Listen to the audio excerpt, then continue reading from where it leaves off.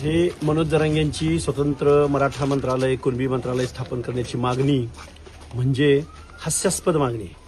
अरे महाराष्ट्र अस्तित्वात आला तेव्हापासून महाराष्ट्राच्या सातबाऱ्यावर तुमचं नाव तुम्ही कोरलं, अख्ख्या महाराष्ट्राच्या तुमची जहागिरी समजली.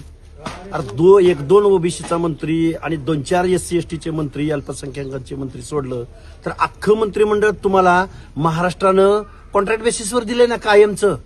आणि तुम्हाला आत्ता काय स्वतंत्र मंत्रिमंडळ स्थापन करण्याची गरज वाटली? म्हणून मनोज जरांगेला ना अक्कल आहे, ना ज्ञान आहे, ना कुठल्या गोष्टीचं तारतम्य आहे. स्वतंत्र मराठा मंत्रिमंडळ, मग बाकीच्या जातींनी 450 जातींनी स्वतःच्या जातीची मंत्रिमंडळ स्थापन करा म्हणून मागणी करायची का?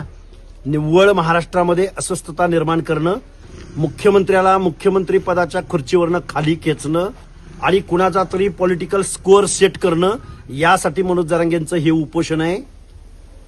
प्रायव्हेटायझेशन केलंय सगळ्या लोकांचं आउटसोर्सिंगच्या माध्यमातून. आता शासनाकडे नोकऱ्या राहिल्या नाहीत.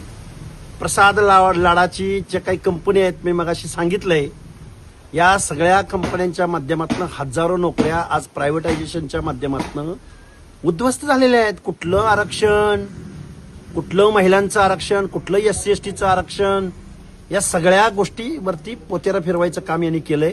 आणि म्हणे आमचं मंत्रिमंडळ वेगळं करा. मग आम्ही पण सगळ्या जातीच्या लोकांनी आमचं मंत्रिमंडळ, आमचं मंत्रिमंडळ, आमचं मंत्रिमंडळ, हे हास्यास्पद गोष्टी आहेत. एखाद्या चळवळीचं नेतृत्व ज्यावेळी बिन शिकलेला माणूस करतो ना, त्यावेळी अशा पद्धतीच्या मागण्या करतो.